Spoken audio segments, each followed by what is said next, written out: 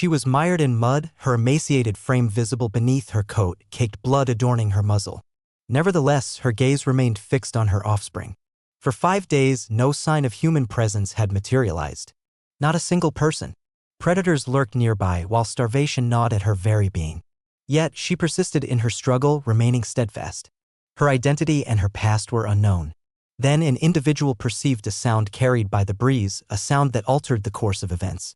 His discovery in those woods was destined to expose a sequence of concealed brutality, a mother's extraordinary determination to safeguard her young, and a connection between human and canine capable of mending more than physical injuries. This connection would reawaken a forgotten compassion.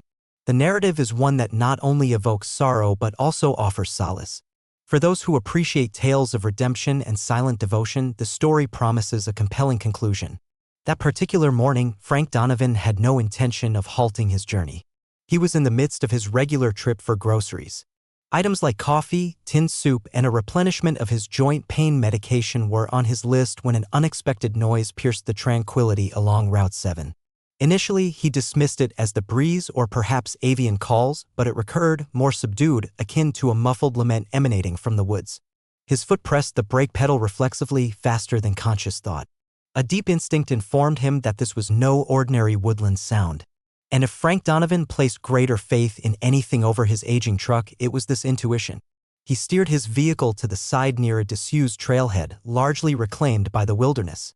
Vegetation grew knee-high, and any signage was illegible from weathering. The majority of local residents were unaware this trail still remained. Frank, however, remembered. He had once patrolled these woods during a time when its inhabitants garnered more concern. Presently, it had become a repository for the lost and intentionally hidden. He cautiously pursued the noise, his footwear crushing dried pine needles underfoot. An unnerving stillness pervaded the woods, a silence that could set one's nerves on edge. Approximately 20 yards into the dense growth, concealed by tangled undergrowth and a downed cedar tree, he beheld a sight that struck him with immense force. A German shepherd, collapsed and trembling, her emaciated form evident. Her muzzle crusted with dried blood and dirt. Her eyes locked onto him, not with fear, but with the weary resolve of a creature unwilling to succumb, sheltering beneath her frail body 3 tiny pups, barely moving. The scene suggested a desperate final defense. The earth around them was clawed and torn. And next to that, tracks. Not just any tracks. Coyote prints, deep and fresh. Frank remained motionless for a full 10 seconds. Because what unfolded before him was not mere endurance, it was war. This canine had repelled mortality on several occasions, isolated, famished, and injured in a location unvisited by anyone. Nevertheless, she was there, maintaining her vigil, drawing breath, and continuing her fight. As he advanced, she emitted a low growl, a weak, protective sound. Frank remained steady. He lowered himself gradually, took off his hat, and met her gaze directly. "Easy girl," he uttered. "You are no longer by yourself." At that moment, a change occurred, not solely within her, but within him as well. The woman he cherished had passed away many years prior. He had no children, no remaining family, and had exchanged minimal words with anyone for weeks. Yet, this injured canine, precariously holding onto existence, managed to rekindle a spark of humanity in a man who believed himself emotionally hardened. He enveloped the puppies in his flannel. They made no sound, simply nestling into the warmth as if they had at last found security. And when he carefully raised the mother, her form pliant, she offered no opposition, merely observing him with a semblance of trust, faint as it was. Frank was unaware at that point, but as he turned the key in his ignition, a narrative had commenced. It was a story destined to shatter the town's quietude, reveal a sequence of brutality hidden in darkness, and demonstrate that genuine, unadulterated, hard-won affection can endure beyond the bleakest of circumstances. Frank Donovan acted swiftly. In under 20 minutes, the puppies were swaddled in his ranger jacket on the front passenger seat, while the mother, scarcely awake, rested softly on a blanket in the rear. He navigated the road with the urgency of someone pursuing a conflagration, his grip tight on the steering wheel, his pulse racing with each bump. Periodically, he checked the rearview mirror to confirm she remained breathing. Her appearance was spectral, like an unburied apparition. He stopped his vehicle before Pine Hollow's Soul Vet Clinic, a modest 2-room establishment situated between a fuel station and a fishing equipment shop. The bell above the entrance rang as he entered abruptly, much like a tempest. "Emergency," he stated gruffly. That was sufficient. Dr. Haley Monroe posed no inquiries. She recognized the expression in his eyes, an expression familiar from distressed rescue workers following a hurricane. Haley responded rapidly, administering intravenous drips, antibiotics, and hydration. She assessed the mother dog with the meticulous touch she typically reserved for wounded raptors and barn cats. Her findings pointed to severe malnourishment, infection, and significant bite injuries. The dog had likely gone without sustenance or water for days. She ought not to have survived the previous day, Haley murmured. Yet she had, albeit precariously. And the puppies, too, were small marvels, feeble yet living, with sparse coats and concave stomachs, but their miniature hearts continued to beat. Frank remained standing by, observing, one hand resting on the examination table's edge, the other clutching his jacket as if for support. However, the situation took a more sinister turn. As Frank made inquiries, seeking information from various individuals, he uncovered something unsettling. The path where he discovered her was officially inaccessible, having been closed for an extended period following a small rockfall. It saw no hikers, received no patrols, and had no pedestrian activity. It was omitted from local maps, disregarded like an unpleasant recollection. The question arose, how had she arrived in such a place? Haley discovered an additional piece of evidence, constricted scars encircling the mother's neck, marks from a collar, not from playful activity or prolonged use, but from an overly tight restraint worn for an excessive duration. This indicated she was not feral. Haley surmised someone had owned her and subsequently that individual had abandoned her. Frank's jaw tensed to the point of audibly cracking. He was familiar with animal abuse from past experiences, having rescued ill-treated dogs from storm-damaged shelters and puppies from freezing conditions in winter. This instance, however, was desertion cloaked in quietude. An individual had transported her far into the forest, beyond earshot of any potential outcry, and forsaken her and her offspring to perish. The truly devastating part was that this cruel plan had nearly succeeded. Yet it failed because certain dogs possess an indomitable spirit. And certain men, individuals like Frank Donovan, do not turn their backs when others might. He remained by her enclosure late into the evening, his leg jiggling restlessly, his attention fixed on the gentle rhythm of her breathing. Each time she moved, he inclined towards her. Whenever a puppy whimpered, he ensured they were warm and near. That evening, the community of Pine Hollow was oblivious to the commencement of a struggle.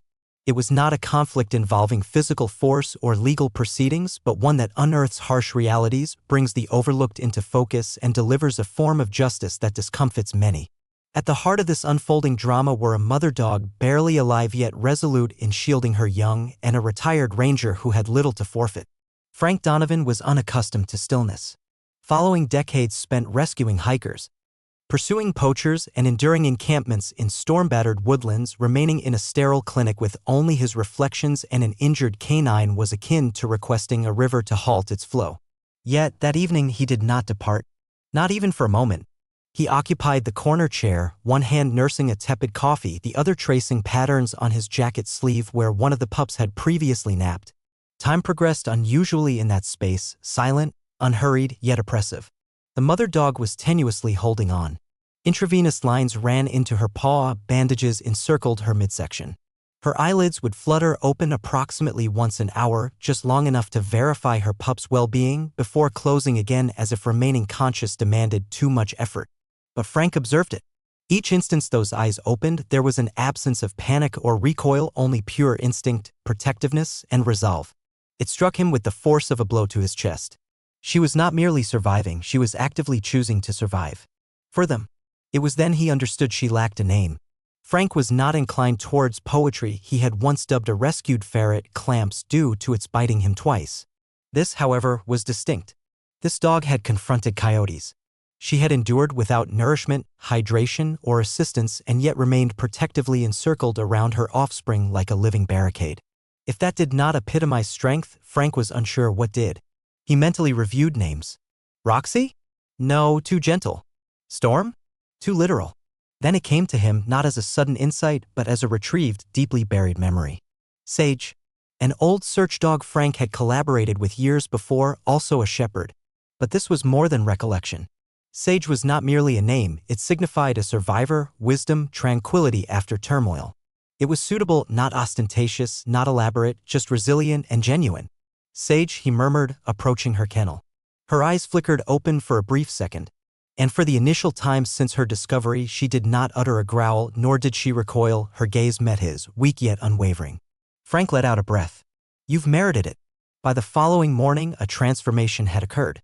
Sage had tenderly licked one of the puppies, then made a slight attempt to lift her head when Frank came into the room. Haley termed it a miracle. Frank offered no label, he simply smiled, like a man observing the first thaw of spring. He took them to his home later that week, not due to a pre-existing plan, but because every consideration of letting them depart caused a pang in his chest. His cabin, previously silent and airless, now resonated with the tiny yelps of developing pups and the soft sound of Sage's paws on the wooden flooring. It was disorganized, noisy, and vibrant. However, do not assume the narrative is approaching a tranquil resolution. Because now that Frank possessed a name, a dog, and a burning determination, he sought answers. Who had abandoned her? Why in that location? And why, of all conceivable places, did it seem as though someone desired Sage to vanish without a trace? Frank was no longer merely ensuring Sage's survival, he was resolved to make whoever attempted to obliterate her story regret choosing his forest for their deed. Frank Donovan disliked unresolved inquiries. He particularly disliked them when they manifested as abandoned German shepherds bearing battle scars and 3 puppies on the brink of starvation. There was an unsettling quality to the entire situation. Too tranquil, too neat, as if considerable effort had been made to ensure her disappearance. And if there was one skill Frank possessed more proficiently than felling timber or deterring black bears with a corroded shovel, it was tracking entities that preferred to remain unfound. His investigation commenced with the soil. The vicinity where he located Sage was not merely neglected, it was intentionally disregarded. Old tire imprints extended just beyond the tree line, concealed by accumulated pine needles and decomposition. However, Frank identified the shallow groove characteristic of a lightweight vehicle. The tread was not recent, but its presence was conspicuous in a forest unmarred by vehicular traffic for years. There was another sign, drag marks. A brief stretch of disturbed earth suggested something heavy had been hauled just out of view. Frank captured a few images with his basic mobile phone, poor resolution yet adequate for his needs. He made several telephone calls. He visited the ranger station, where his old acquaintance Dave still owed him numerous favors. I require access to the old trail cameras on the West Ridge, Frank stated. Dave arched an eyebrow. You're aware most of those have been non-operational since 2018, correct? Frank merely shrugged. Then it's fortunate I brought coffee and pie. His efforts were rewarded. One of the wildfire surveillance cameras, positioned at a low angle and caked with grime, retained just enough power to record motion-activated stills. And at 3:17 a.m., a fortnight prior, it had captured something. Faint headlights. A dilapidated van pulling off the thoroughfare. Parked. It remained for precisely 6 minutes, then departed. That was the extent of it. No license plate, no discernible details, just enough to substantiate Frank's existing suspicions. Someone had deliberately transported Sage to that location. Yet, the most disturbing piece of evidence was not in the photographs. It was discovered upon his return to the site for a final inspection. Concealed beneath a piece of bark and desiccated moss, almost interred in the soil, was a gnawed metal fastener, a leash buckle or its remnants, with frayed edges and broken teeth marks. She had chewed through it, or attempted to, implying a horrifying reality. Sage was not simply left behind. She had endeavored to follow, and when unable to do so, she had turned back, returning to her offspring, to the underbrush, to the darkness, and she had waited. Not with the expectation of rescue, but because she would not abandon them, even at the cost of her own life. Frank brought the buckle back to his cabin and placed it gently beside Sage's resting place. She gazed at it. No growl, no bark, just a quiet, almost inaudible whine. He sat beside her and declared, "We are not letting this rest. I give you my word." This was no longer merely about cruelty. It was about cowardice veiled in silence. Someone had wished for her to be erased, forgotten. And regrettably for them, they had left her in the one segment of the woods that Frank Donovan still regarded as his own. Frank Donovan didn't typically bring home companion animals. He brought home predicaments. At least, that was the narrative he told himself as he navigated over a gnawed boot, sidestepped a path of shredded bathroom tissue, and awkwardly tried to maintain his balance with a tray of dog food, while 3 boisterous puppies scrabbled at his trousers like over-caffeinated rodents. 2 weeks had elapsed since Sage and her litter River, Willow, and Oak had taken up residence in his cabin, and his formerly serene, bachelor pad-like dwelling now resembled a childcare facility amidst a veritable explosion of fur. Yet, underneath the disorder, something genuine was unfolding.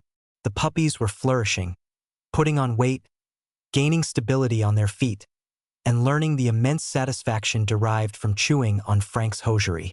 They slumbered together near the wood-burning stove and trailed Sage ubiquitously like furry apparitions.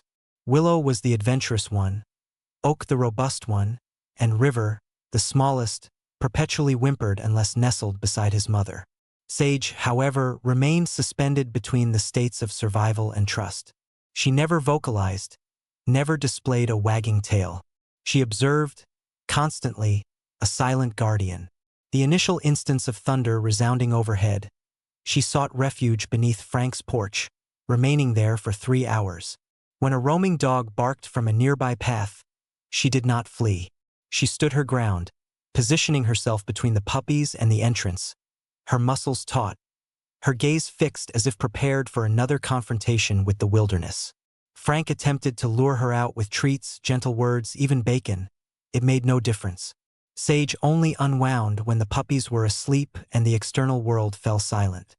"She's in a state of heightened vigilance," Haley remarked during a follow-up visit. "Dogs like her, they don't lower their defenses readily. It isn't fear, it's a sense of duty." Frank understood this more profoundly than he cared to acknowledge, for Sage was not the sole one to startle at thunder. He had once been the type of man who would awaken, instinctively reaching for a firearm that was no longer present. Retirement did not nullify past experiences. And witnessing her survey every room, inspect every exit, and rest with one eye open, it reawakened old specters. Yet it also fostered something else: comprehension. Consequently, he adjusted his routine. He began reading aloud in the evenings, not directly to her, but in her vicinity. Ranger logs, old canine behavior manuals, even a time-worn poetry collection his late wife had left. And perhaps it was merely his perception, or perhaps something more profound, but Sage commenced observing him less like an unfamiliar presence and more like a guiding light. Then the pivotal moment arrived. It was understated.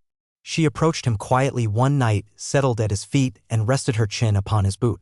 No display, no direct eye contact, just tranquility. And Frank uttered nothing, made no movement. He simply sat there, his hands still on the book, a lump in his throat, not from the narrative, but from the dawning awareness that a part of him had also started to mend. Because recuperation doesn't manifest in grand pronouncements or flawless mornings. Occasionally, it appears as an injured dog resting her head on an elderly man's foot while the fire crackles and 3 puppies snore like miniature power tools in the corner. But do not become overly at ease, for healing is rarely the final chapter. Frank was already monitoring the community notice boards, already pursuing rumors, because somewhere, a name, a face was linked to that leash buckle and that incinerated van. And when he located them, Sage would no longer need to struggle, because Frank Donovan was now fully alert. And he was not about to let this story conclude quietly. Frank Donovan was not the sort of individual to be found rummaging through junkyards on a Tuesday forenoon. Yet, there he was, sifting through debris like a flannel-clad investigator. And not just any debris, a van, carbonized, deserted, recovered from a logging track not far from the trail where Sage had been discovered. A fluke? Perhaps, if one subscribes to fables. But Frank, he trusted in recognizable sequences. And this one reeked. It commenced when he noticed the leaflet, a hazy photograph of a scorched black van affixed to the community bulletin board outside McLaren's diner, accompanied by a handwritten annotation found west of Pine Hollow. No license plates, no registered owner. Frank remained there, staring at it, his coffee growing cold in his hand. It was a match. Identical form, identical model, identical enigma. And if his intuition wasn't deceiving him, which it seldom did, this was the vehicle. He didn't delay, driving directly to the salvage yard, brandishing his old badge as if it still held authority, and stated his need to inspect it. The attendant at the counter merely gestured indifferently. "Help yourself. Smells of smoke and damp dog in there, regardless." That was all the sanction Frank required. Inside the van, the odor struck him initially: burnt rubber, oil, and beneath it, something animalistic. He investigated further. Most of the seating was charred, the dashboard melted. But in the rear corner, wedged behind a partially melted tool container, he located it. A burlap sack, torn at the seams, with black and tanned fur adhering to its inner surface. Long strands, familiar ones. He didn't require laboratory analysis to confirm it, but he took it to Haley nonetheless. She examined it under a microscope. Same coat pattern, same follicle structure. Frank, it's Sage's. And that's when the pieces fell into place. This wasn't merely an instance of someone abandoning a dog. Someone had deserted her, incinerated the vehicle, and departed as if nothing had transpired. This was deliberate, premeditated, and whoever was responsible. They did not wish for her to be found. Frank's hands clenched into fists. His mind raced with a combination of adrenaline and rage. He retrieved his old address book, untouched for years, and telephoned a friend employed in the animal control archives 3 counties distant. He recounted everything quietly, lucidly, and with the demeanor of a man who possessed no tolerance for bureaucratic delays. A week later, he received the return call. The name Curtis Mayfield, a backyard breeder with numerous complaints, a suspended license, and accusations of overbreeding, unlawful sales, and mistreatment. He had been on the watch lists of 3 separate counties, but no charges had ever materialized. Too elusive, always a new address, always a different name on the documents. His last known whereabouts were a property just outside Pine Hollow. 6 months prior, he had since disappeared. Now Frank possessed a name. He also possessed a hypothesis. Sage hadn't been discarded due to age or illness. She had likely become pregnant, rendering her no longer useful. Perhaps she didn't display the aggression of the others. Perhaps she wouldn't perform. So Curtis had abandoned her out of sight in a location no one frequented. Except someone did look, heard a whimper, made a detour. And now the story wasn't interred, it was animate, developing a formidable presence. Frank gazed at the photograph of Curtis, reproduced from an old citation record. Something about the man's smug, unremarkable countenance ignited every nerve in Frank's body. He was no longer a law enforcement officer. He didn't possess a badge, but he did possess memory, integrity, and now a personal stake. This was far from concluded. And if Curtis believed Sage was merely another forsaken dog in the wilderness, he was about to discover the consequences when the forgotten reclaimed their narrative. The tempest struck with what seemed like a personal vendetta. Frank had just finished arranging the last of the firewood and was midway through complaining about his sore shoulder when the heavens unleashed their fury. No forewarning, no gentle precipitation, just an unadulterated, wrathful outburst from above. Thunder reverberated through the treetops like an avalanche, the sort of storm that would compel even the most intrepid raccoon to revise its agenda. Within the cabin, disarray had already commenced. The puppies were wailing like diminutive spirits. Sage was pacing rapidly, agitated, her ears reacting to every clap of thunder. But this was not alarm. Frank could discern the distinction. Alarm immobilizes. This was something different, an urgent need. She repeatedly glanced towards the door, then back to a corner of the room, then towards Frank, as if attempting to communicate in a forgotten canine dialect. And then the realization struck him like a dousing of frigid water. River was absent. Willow and Oak were cowering under a fleece covering, but the smallest of the 3 had disappeared, vanished. Frank's stomach plummeted. He did not pause, seizing a flashlight, donning his waterproof coat, and rushing out the entrance with Sage directly in his wake. The mud was already at knee level and the wind was fiercely attempting to impede his progress. But Frank did not relent. Nor did Sage. They searched the edge of the woods, calling out, barking, navigating through undergrowth so dense it felt as if the forest itself was resisting them. Each passing second felt like a diminishing countdown. Then, from ahead, a movement, a glimpse of tan fur, a yelp, and a sound that was not a puppy's. Frank forced his way through a dense cluster of bushes, branches striking his face, and reached the small clearing. Sage was already present, teeth exposed, soaking wet, positioned between River and a snarling raccoon the size of a bowling ball. The creature hissed, advanced too near, but Sage did not retreat. She held her ground, low and prepared, her posture conveying, not this instance. Not on this day. Frank reacted swiftly. He gathered River, created a commotion, a significant noise, sufficient to frighten the raccoon into the trees. But his attention remained fixed on Sage. She did not even recoil. She waited until the danger had passed, then turned and limped towards Frank, as if she had more crucial matters to safeguard than her own well-being. Back inside the cabin, drenched and trembling, Frank enveloped the pup in a towel and regarded Sage, as if she were an entity not entirely of this realm. There was blood on her ear, a scratch along her flank, nothing critical, but the manner in which she subsequently settled beside her pups, calm, unwavering, her chest rising and falling as if she had just concluded a battle. That was when Frank comprehended she was not merely a mother. She was a combatant. and not the type who battles for acclaim or reward.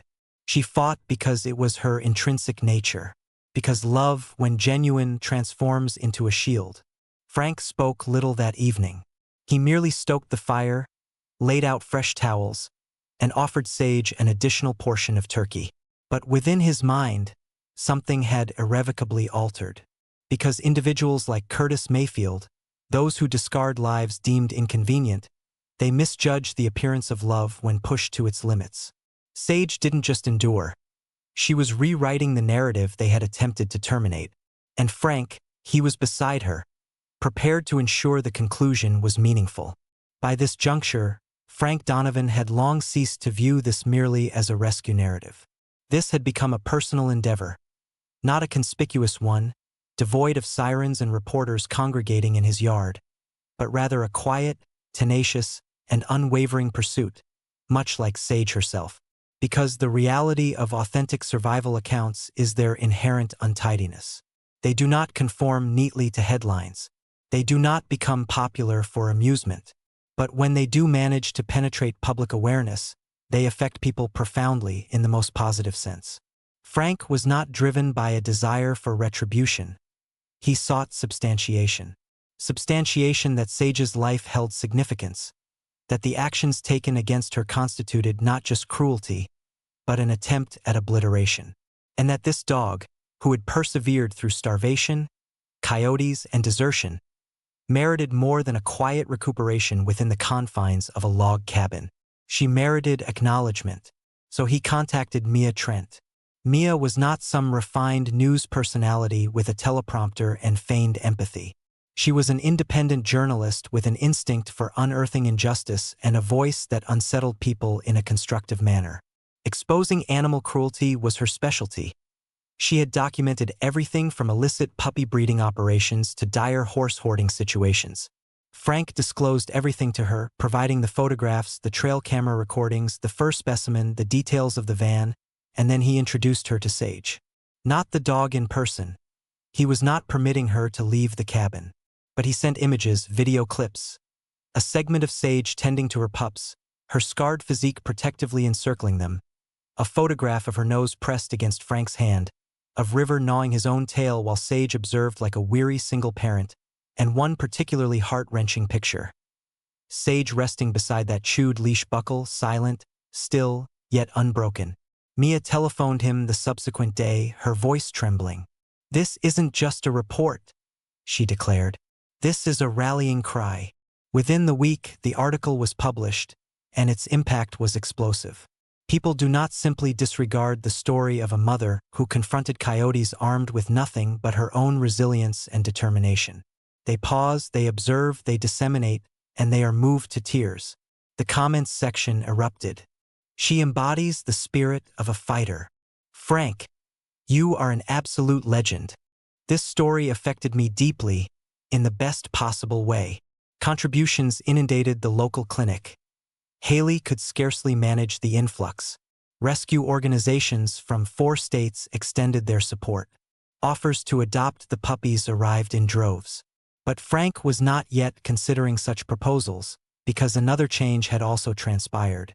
Frank had commenced construction, not merely of enclosures, but of a substantial, secure pen in the backyard, weatherproof and safe, not to confine them, but to shield them and perhaps, if he were truthful with himself, to keep them near. He observed Sage each morning now as she guided her pups through the grass like a small, muddy, tumbling squadron. They possessed her eyes, that same blend of steely resolve and gentleness. One evening, over coffee that had cooled in his hands, Frank completed the adoption forms for all 4. Sage, River, Willow, and Oak. Haley smirked when he presented them to her. "Took you long enough," she remarked. But Frank was not smiling. His thoughts were already on Curtis Mayfield on the subsequent steps. Because while the world now knew Sage, while they had witnessed the miracle, Frank still recalled the man who had attempted to erase her, who had set a vehicle ablaze to destroy evidence, who had departed believing no one would care about just another dog. And that was the ultimate miscalculation. Because now the world did care. And Sage, she was no longer merely a survivor. She was a symbol, and symbols do not diminish. They develop a formidable presence.